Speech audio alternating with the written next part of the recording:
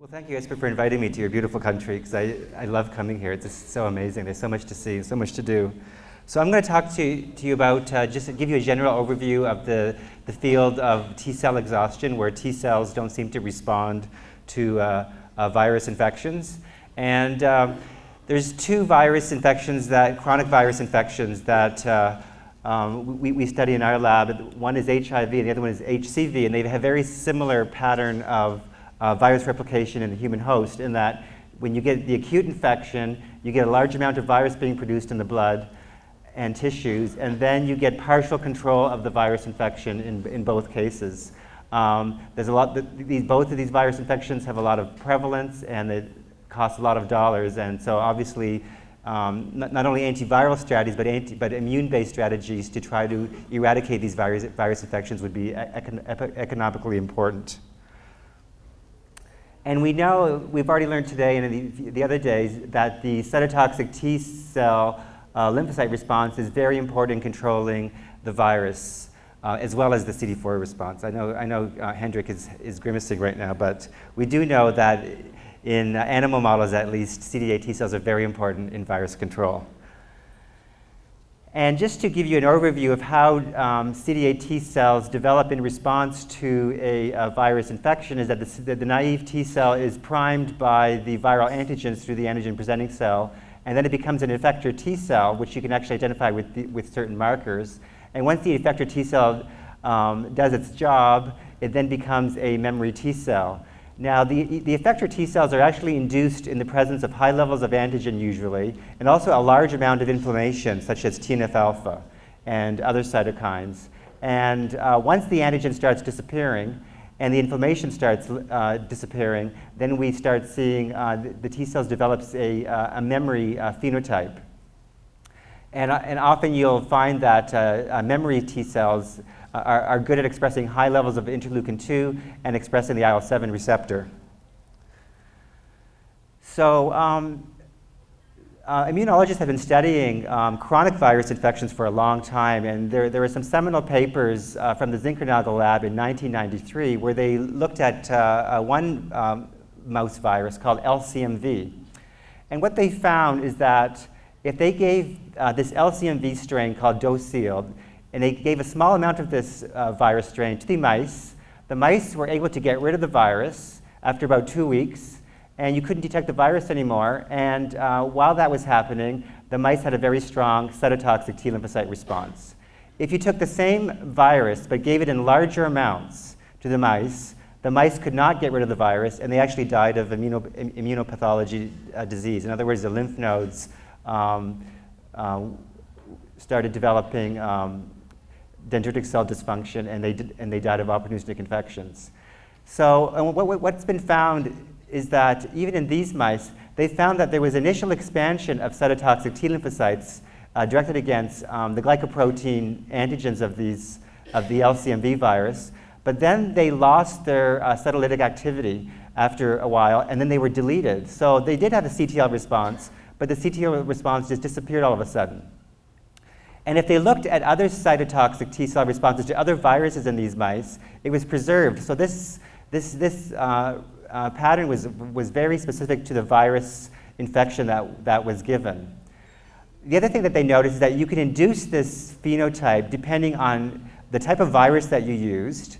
So different strains of LCMV could do this, but other strains couldn't, and how fast the virus could replicate in the bodies of these animals. In addition, only certain mice with certain genetic backgrounds could you induce this state compared to this state. So these immunologists were developing this T-cell model of what we called T-cell exhaustion in response to a virus infection. And this is another sort of paper, another two really important papers that were further characterizing what this T-cell exhaustion was in the LCMV model. And what we see here are two assays where we're looking at tetramer-specific cells to LCMV and against two different epitopes. And in an uninfected mouse, obviously, you wouldn't see any tetramers, but in a wild-type mouse, you can actually see the presence of tetramers using a strain of LCMV that doesn't induce this exhausted phenotype. And these T cells actually produce large amounts of interferon gamma. However, if you use this other strain of LCMV that induces this exhaustion phenotype, we see that you can produce tetramer-specific cells, but they don't produce as much interferon gamma, whereas another epitope, they couldn't even produce CD8 T cells against this epitope. So this is the exhausted phenotype.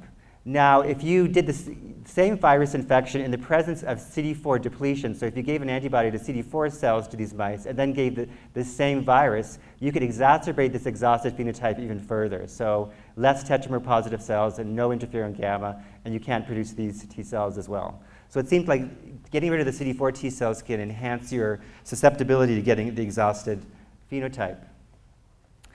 And a lot of studies by Rafi Ahmed's group and John Wary have really characterized this exhaustion phenotype in CD8 T cells. And what we see is that when CD8 T cells encounter a virus infection, they become effector T cells. And in some cases, the effector T cells can clear the virus, and you have this memory CD8 T cell. When you take out these memory CD8 T cells from the mice and re-stimulate them with antigen, LCMV antigen, you see that they produce lots of cytokines, and different cytokines, interferon gamma, TNF-alpha, and interleukin-2. But if you infect the animals with the LCMV strain where the CD8 T cells can't get rid of the virus, then you start seeing defects in the CD8 T cells when you take them out of the mice and try to re-stimulate them with the antigen. And the sort of defects you see is some of the T cells are functional. They produce all the 3 cytokines. Some of the T cells start losing their ability to produce IL-2. And other T cells can't produce TNF-alpha and IL-2, but can still produce interferon gamma. And then you've got other T cells that don't produce any cytokines, but they're still there based on tetramer stain. And then you've got other T cell epitopes where they're just not there. You've lost them completely. So you have we call clonal deletion, and it's felt that this clonal deletion probably occurs through apoptosis.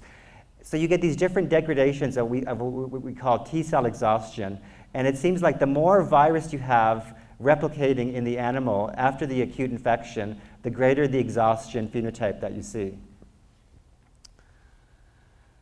So we know that T cell exhaustion also is a hallmark of HIV infection, and we also know that that the viral-specific CD4 T cell response is quite defective early on in HIV infection in most patients. We also know that in HIV infection it has high levels of antigen, high viremia, and we also see progressive dysfunction of the CD4 T cells in that the CD4 T cells that are directed against HIV, as well as other antigens, lose their ability to produce IL-2 and to proliferate. And we also see dysfunction of the CD8 T cells to HIV antigens, such as perforin production, proliferation, and production of these 3 commonly measured cytokines. We also see altered immunodominance in acute versus chronic infection, suggesting that the epitopes that are induced during acute infection might be deleted during chronic infection. So the HIV infection model sort of mimics a lot of what we see in T cell exhaustion in LCMV. So a lot of work has been done over the past 10 years trying to determine, are there any immune-based surface receptors that can identify these exhausted T cells? And this is sort of a summary of many sort of co-stimulatory molecules that are found on the surface of the T cell that interact with antigen-presenting cells. And one set of co-stimulatory molecules was found to be initially associated with this T cell exhaustion phenotype. And this is the PD-1 pathway, or programmed death 1, and the PDL1, which is the ligand for PD-1. And PD-1 was found to be upregulated on exhausted T cells in the LCMV model, and then shortly afterwards was also shown by many groups to also be upregulated on T cells in HIV as well as SIV infection. And what you find is that if you take the T cells from HIV-infected individuals, they have high levels of PD-1 expressed on the surface. And if you compare PD-1 expression on HIV-specific T cells versus CMV-specific T cells, it's much higher on the HIV-specific T cell. These investigators also found that if the more virus you have, the more PD-1 expression you have. So if the patients go on HAART, the levels of PD-1 decrease on the T cells. In addition, if you can block PD-1 interacting with its ligand using antibodies to the PD-1 ligand, you can actually improve the function of exhausted CD4 and CD8 T cells in vitro assays. This is an example of one experiment found in the SIV model, and looking at PD-1 upregulation. And what we find is that PD-1 expressing cells, when you stimulate them with antigens, actually this is actually within HIV. So when you expose PD-1 expressing cells with HIV antigens, the cells actually still express cytokines. So they can still produce interferon gamma and TNF alpha and IL-2, but somewhat less than what you find in PD-1 non-expressing cells. The defect in cytokine expression on PD-1 expressing cells is much more severe in the LCMV mouse model compared to the human model. However, it was found that PD-1 expressing cells in HIV infection and SIV infection were very sensitive to apoptosis. And here's an example of one assay where they took PD-1 expressing cells and found that they expressed much higher levels of annexin 5 when you try to induce apoptosis through the CD95 pathway. So these PD-1 papers showed that PD-1 is upregulated in HIV infection, and it seems to be associated with an enhanceability of these T cells to undergo apoptosis, but they still produce cytokines. The signaling pathway of PD-1 and and its ligand is felt to operate like this. So you've got the antigen-presenting cell expressing the PD-1 ligand, and PD-1 interacts with that ligand. And the cytoplasmic domain of PD-1 has two motifs. One is called an ITIM, and the other one is called an immunotyrosine switch motif. And these motifs actually induce phosphorylation of inhibitory molecules of the SHP family. And these inhibitory molecules are felt to block co-stimulation through other signaling pathways such as CD28. And this is felt to be the mechanism of how PD-1 suppresses the signaling pathway of the T cell receptor. And it's been found there are many factors that seem to upregulate PD-1 on the T cell. Just activating the T cell receptor itself seems to upregulate PD-1. If you co-culture T cells in the presence of gamma C chain cytokines, so this is like IL-2, IL-15, PD-1 is upregulated. And direct infection of CD4 cells by HIV can also upregulate PD-1, and this has been shown to be through the NEF accessory protein. Now, at the same time, Vijay Kutro, about 10 years ago, was trying to look for a marker of Th1 cells. And he found that if you looked at Th1 clones, that there was Th1 cells actually did express a surface molecule that was not found on other Th cells. And this molecule is called Tim-3, or T cell immunoglobulin mucin domain containing protein type 3. So he thought that he now had a marker of Th1 cells. So what he then did was he looked at a multiple sclerosis model in mice called extrinsic allergic encephalitis. And this is a model where the mice are given myelin basic protein, and they develop an immune response to myelin basic protein, which then the T cells go to the brain and cause demyelination. What he found is that if he gave these mice an antibody to Tim-3, he could worsen their demyelinating disease. And in addition, these mice also had a lot of immune activation, which was felt to be related to macrophage activation. So we were also interested in looking at Tim-3 in HIV because we know that Tim-3 is expressed on Th1 cells, and we know that an HIV infection has an expansion of Th1 cells. Just to give you some more biology of Tim-3, this is what the protein structure of Tim-3, and this is the protein structure of PD-1. So they're actually quite similar in protein structure. Tim-3 has a immunoglobulin domain that has some glycosylation sites, and a mucin domain. And Tim-3 also has a long cytoplasmic domain, with some tyrosine residue, so it obviously must signal through that cytoplasmic domain. Tim-3 does not have any ITAMs or ITSMs or ITIM motifs in its cytoplasmic domain. The one ligand for Tim-3 is this molecule called galectin-9, and galectin-9 is a protein that has two carbohydrate recognition domains with a linker molecule, and it's felt that galectin-9 will bind to any surface molecule that has carbohydrates on it, such as glycoproteins, through these domains. Tim-3, the ligand for Tim-3, which is galectin-9, is found on activated T cells, as well as endothelial cells and dendritic cells. So it seems to be quite extensively expressed in activated tissues. This is the Tim-3 family in mice. There are multiple Tim genes in mice. Humans only have 4 Tim genes, Tim1, 2, 3, and 4.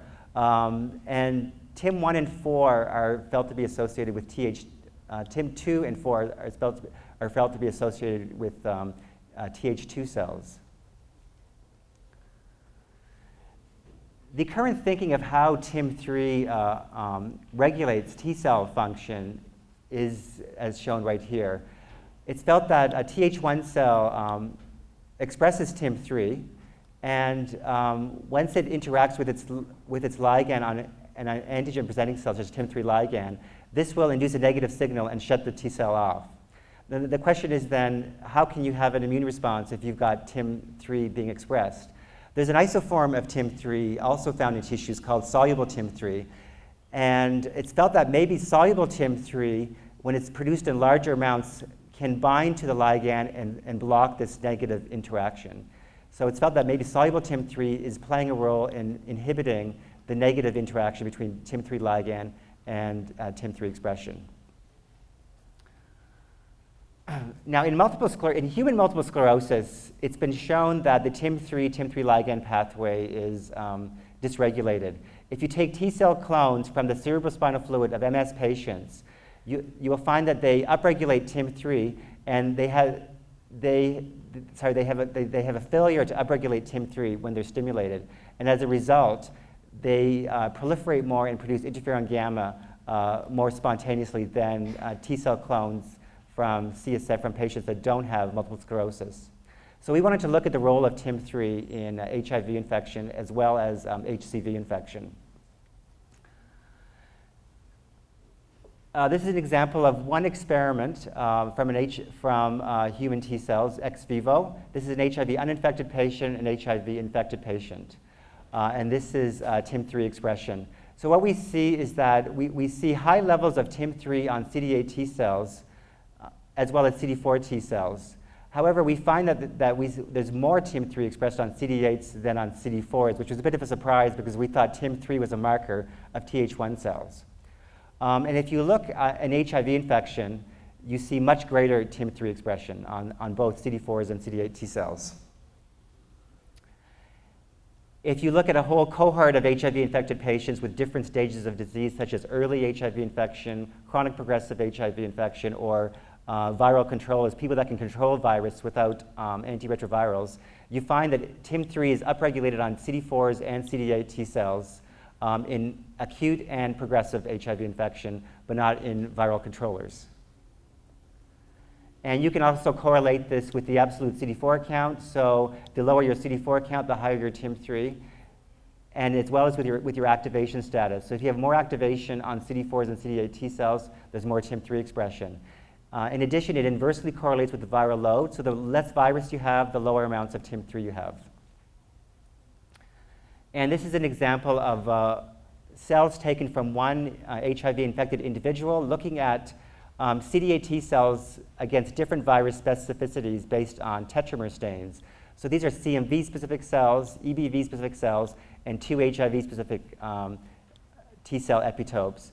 And what we found is that Tim-3 is mainly upregulated on the HIV-specific cells compared to those of other specificities such as EBV or CMV. And if you look at a whole cohort of HIV-infected patients, looking at different virus responses, looking at HIV versus CMV versus EBV or influenza, we generally find that TIM-3 is upregulated on the HIV-specific population from patients. But also notice that there's considerable heterogeneity between patients. So for example, against this HIV GAG SL9 epitope, we have some patients that have low levels of TIM-3 expression and other patients who have high levels of TIM-3 expression.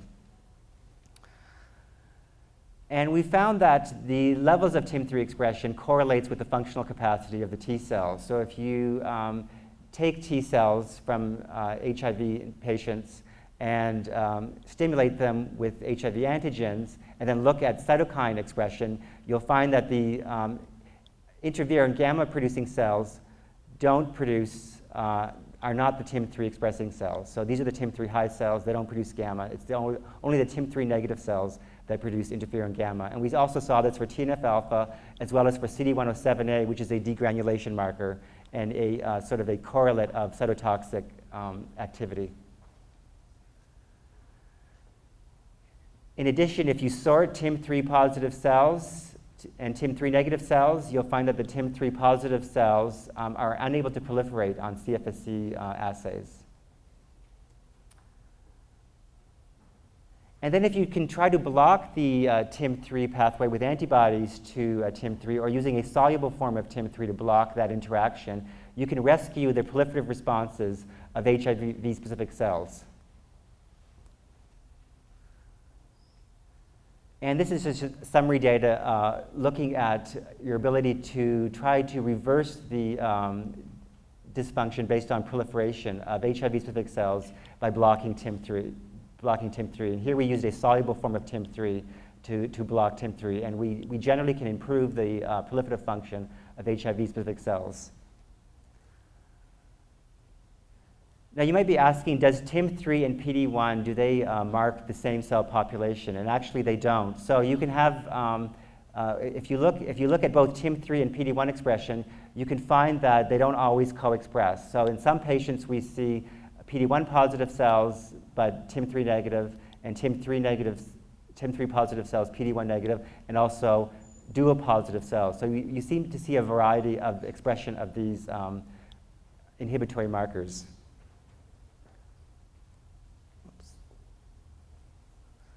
Oh, the other thing is that if you're looking for the ligand, we found that the levels of galectin-9, which is the ligand for TIM-3, are upregulated in PBMCs from acute and chronic infection compared to those that are HIV negative and long-term non-progressors. And these results sort of correlated with the results in the LCMV model, where they found that there are certain exhausted T cells in LCMV infection that couldn't be reversed by blocking PD-1. And that's probably because these cells are exhausted through other pathways, such as the TIM-3 pathway. Now, when you look at, we also looked at HCV infection. And so what we did is we looked at patients with HCV and HIV co-infection and looked at the levels of expression of PD-1 and TIM-3, as well as co-expression of PD-1 and TIM-3. And what we found is that HCV-specific cells actually expressed higher levels of PD-1 and TIM-3 than the HIV-specific cells. So they were even more exhausted than HIV-specific cells. We also found that the more TIM-3 and PD-1 that HCV-specific cells expressed, the greater was their liver disease based on this scoring system. And again, similar to HIV infection, if you try to block the TIM-3 pathway or PD-1 signaling pathway with antibodies, you can actually rescue the function of these cells, of HCV-specific cells.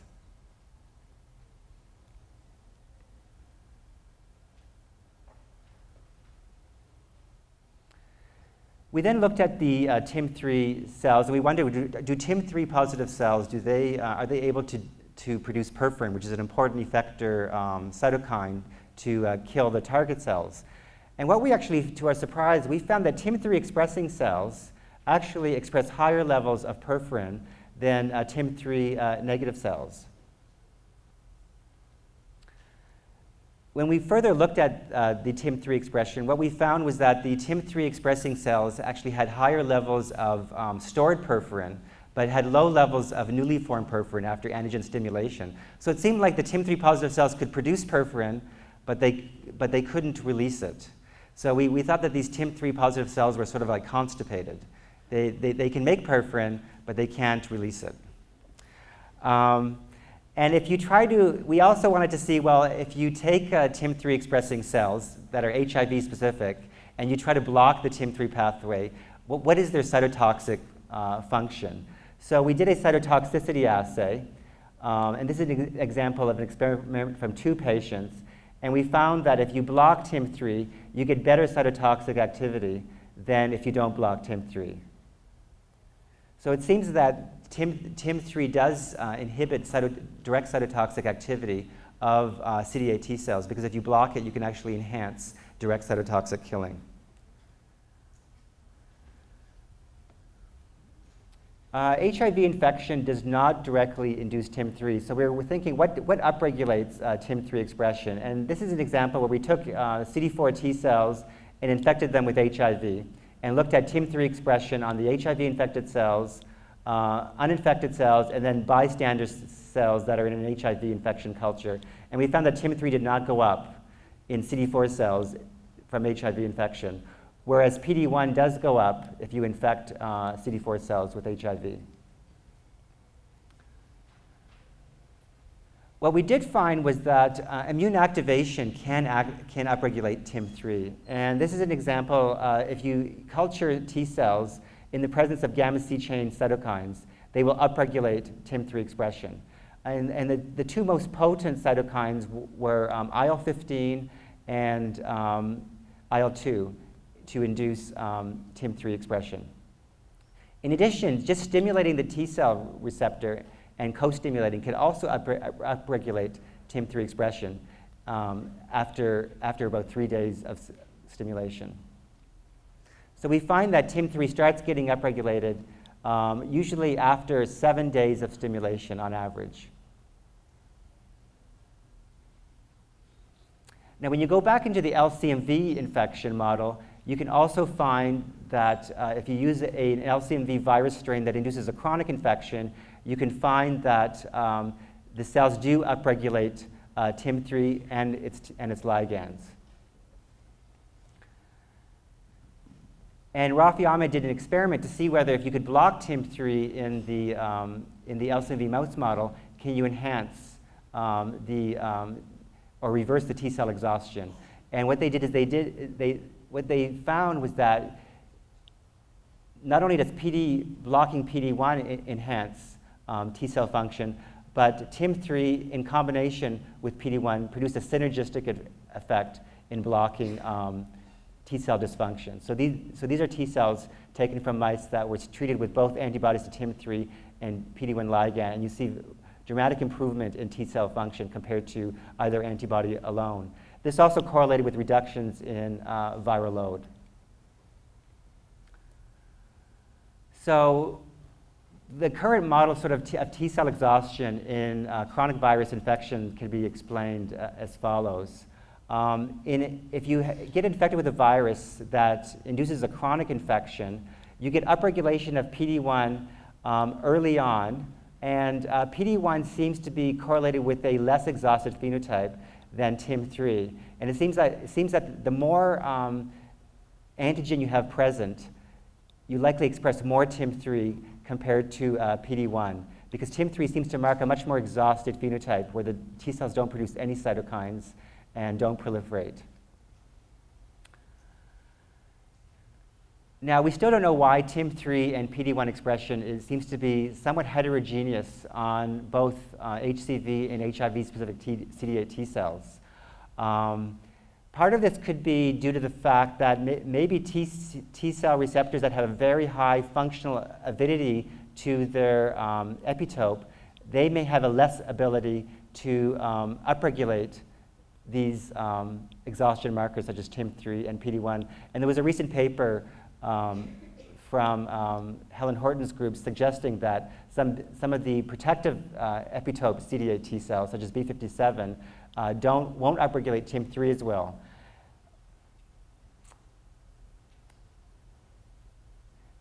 Another possibility could be that low TIM-3 expression could just reflect a loss of that epitope because the virus escaped from the epitope.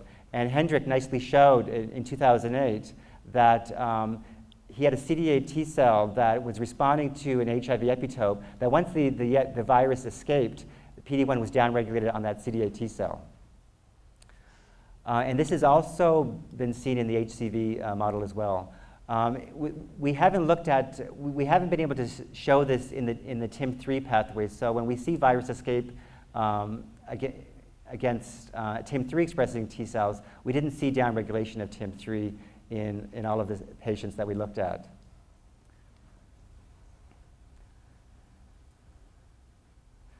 So there is a whole panel now of markers that have been identified and associated with T cell exhaustion.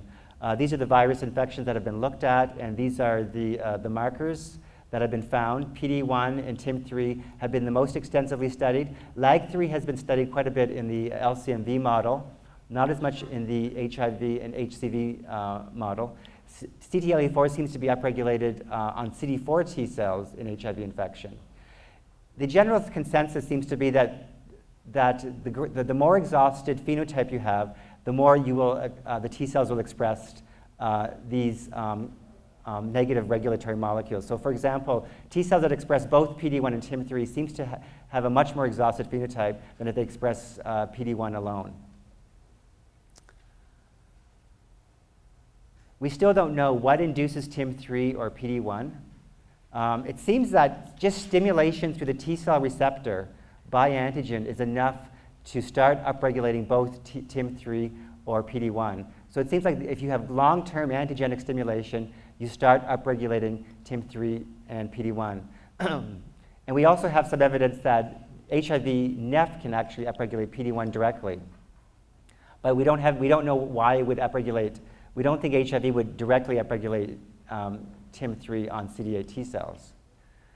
Now, why is TIM-3 upregulated? One possibility is that TIM-3 could be upregulated to avoid an excessive immune activation, and that's an area that still has to be looked at.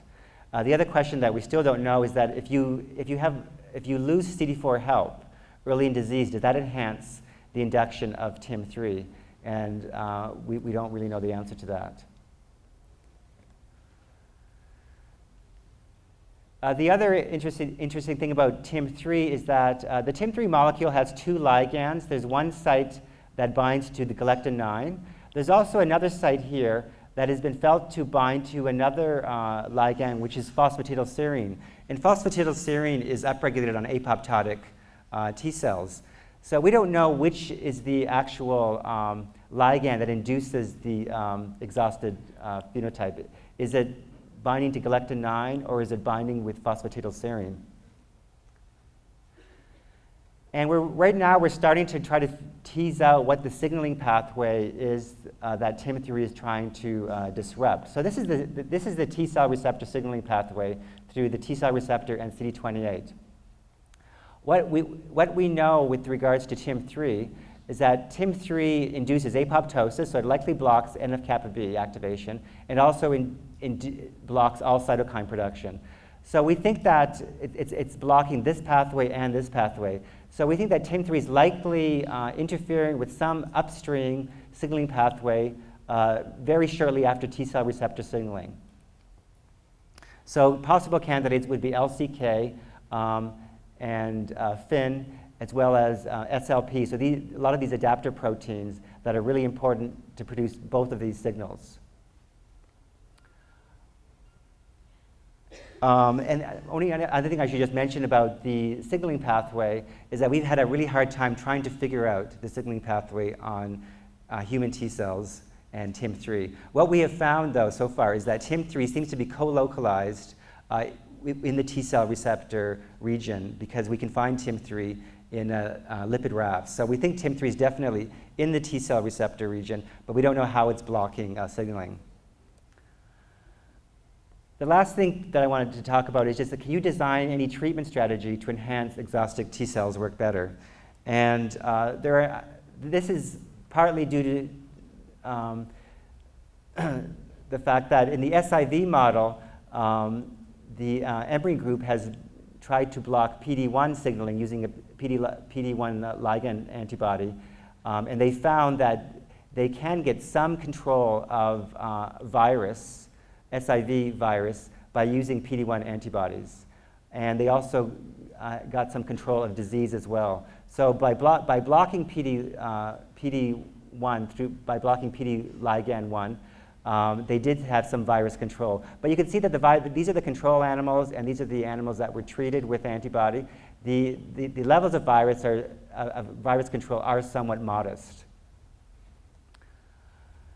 Now, PD-1 blockade is being used in the cancer model because we know that T cells in the vicinity of cancers also have an exhausted phenotype. And this is an example of one phase 1 study where a humanized PD-1 antibody was used. And what they found is that in this one patient, here's the cancer pre-treatment, and then they did a lymph node biopsy of cancer after PD-1 treatment. And the blue stain is a immunohistochemistry stain of T cells. So you can see that the PD-1 antibody did recruit T cells to the cancer. So this is an active experimental therapy now being used for cancer treatment. But if you block PD-1, you can actually recruit T cells and to improve their function in the vicinity of the cancer. And at the recent CROI conference in Seattle, there was a lot of talk of using PD-1 antibodies in HIV infection, particularly in latency. What Rafiq Sekli showed previously is that if you take resting CD4 T cells and look for HIV infection from infected patients, PD-1 is more expressed in HIV-infected T cells. So the one thinking is, can we develop if you block PD-1 signaling with an antibody, can you activate the HIV in those resting T cells? Because now there won't be an inhibitory stimulus, and then the T cell will become activated. And when the T cell gets activated, can you induce, release that virus, and then can you purge the system? So this is a treatment strategy that's now being tested in patients. And there was also a recent abstract that showed that the anti-PD-1 antibody that was used by the Emory group, that actually correlated with improved SIV-specific immunity. So the PD-1 antibody did improve the T cell response to SIV. So these are really the only clinical trials that are looking at immunotherapeutics in sort of chronic virus infections. PD-1 antibodies being studied in both HCV and HIV. IL-21 is being considered for chronic HCV infection and cancer. No human trials yet considering IL-21. And there are no trials yet looking at Tim-3 blockade. Further studies are obviously needed, and I think monkey trials are currently being designed to see whether blockade of Tim-3 improves SIV infection. And the one caveat to take about these negative co-stimulatory molecules is that nature obviously upregulates them. There might be a reason why nature upregulates these co-stimulatory molecules. This is an example of one experiment that if you give LCMV clone 13, which causes chronic LCMV infection, to a mouse that has the PD ligand type 1 gene knocked out, so the animals can't signal through PD-1 through PD-1 ligand 1, and you give them LCMV infection, the animals get rid of their LCMV, but they all die of autoimmunity. So this is the other caveat you have to take into account when you've got an active virus infection and you want to give an antibody that blocks the negative immunoregulatory effect. You might induce too much autoimmunity. So most of this work was done by Brad Jones in our lab, as well as Ali Sakardi and Kira Clayton and Sharik Mujib. And this was done in close collaboration with Doug Nixon and Leshomo Nolovu in UCSF.